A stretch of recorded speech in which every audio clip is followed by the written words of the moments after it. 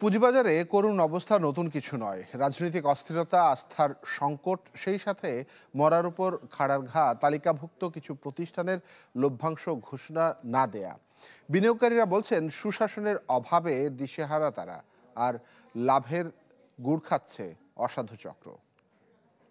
Design, elegance, beauty, সেরা পণ্য সবার জন্য জেভিকো। প্রাতিষ্ঠানিক থেকে সাধারণ বিনিয়োগকারী, পুঁজিবাজারে টানা দরপতনে তাদের লোকসানের অঙ্ক কেবল বেড়েই চলছে প্রতিদিন। ধাক্কা সামলাতে না পেরে বাজার বিমুখ হয়ে পড়ছেন অনেকে। তারা অ্যানলিস্টেড করছে, অ্যানলিস্টেড করে দিছে, তারা যে মার্কেট থেকে টাকা নিয়ে তারা যে চলে গেল, এইটার দায়ভারটা কে নিবে? একটা শেয়ার যখন 10% থেকে 20% বাড়ে, আপনারা একটা তদন্ত রিপোর্ট দিয়ে দেন যে কেন বাড়লো, তদন্তের কারণ কি, বাড়ার কারণ কি। কিন্তু বাড়লে তদন্ত, কমলে কেন তদন্ত হয় না? অ্যামিকেবল একটা সেটেলমেন্টে যদি না যায়, তাহলে ওই সকল কোম্পানি তারা আইনের আশ্রয় নিয়ে তারা বেঁচে যায়। এমন বাস্তবতার পেছনে আর্থিক খাতের লুটপাটকেই দায়ী করলেন এই অর্থনীতিবিদ। বলেন, বিনিয়োগকারীদের ঠকানো হয়েছে অনেক আগেই। এই দুর্দশার মধ্যেও চলছে অনিয়ম।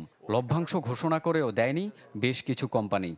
গত 3-4 বছর আগে পাওয়ার সেক্টরে প্রায় সবগুলো কোম্পানি মোটামুটি ভালো ডিভিডেন্ড দিচ্ছে। গত 2 বছর থেকে কি দিচ্ছে না। লিজিং কোম্পানি অনেকগুলো আর কোনো ইনকামে নাই, তারা বসে গেছে। ব্যাংকিং সেক্টরে 60টার মধ্যে দেখা কয়টা ব্যাংক ভালো চলতেছে। এটা এই সরকারের কোনো দোষ না, এগুলো আগে হয়ে গেছে। যারা সবটুকু হারিয়ে বাজার বিমুখ হয়ে পড়েছেন পুঁজিবাজারে, তাদের ফেরাতে কি উদ্যোগ নেয় সরকার? এমন প্রশ্নের জবাবে আবু আহমেদ বলেন, অনিয়ম ঠেকাতে বেশ কিছু পদক্ষেপ নিয়েছে সরকার, যা সুফল পেতে আরও কিছুদিন সময় লাগবে। ইকোনমিতে অনেকগুলো ক্ষত যেগুলো আগে সৃষ্টি হয়েছিল, সেগুলোকে একটু করার চেষ্টা করা হচ্ছে, মিটিগেট করার। যেমন ফরেন এক্সচেঞ্জ রিজার্ভ বাড়ছে, এক্সচেঞ্জ রেট ডলার ভার্সাস টাকা মোটামুটি স্থিতিশীল আছে, এক্সপোর্ট আর্নিংও বাড়তেছে, কোনো কোনো মাসে হয়তো স্লো ডাউন হয়েছে বা ইসে ইনক্রিজিং। আমরা আশা করি আমরা একটু হায়ার লেভেল গ্রোথে যাব নেক্সট। পরামর্শ দেন বর্তমান পরিস্থিতিতে ভালো কোম্পানি বাজারে আনতে সরকারকে কঠোর হওয়ার। এগুলো সবে গুড গভর্নেন্সের অধীনে। রৌনক মাহমুদ সৌরভ, চ্যানেল 24, ঢাকা।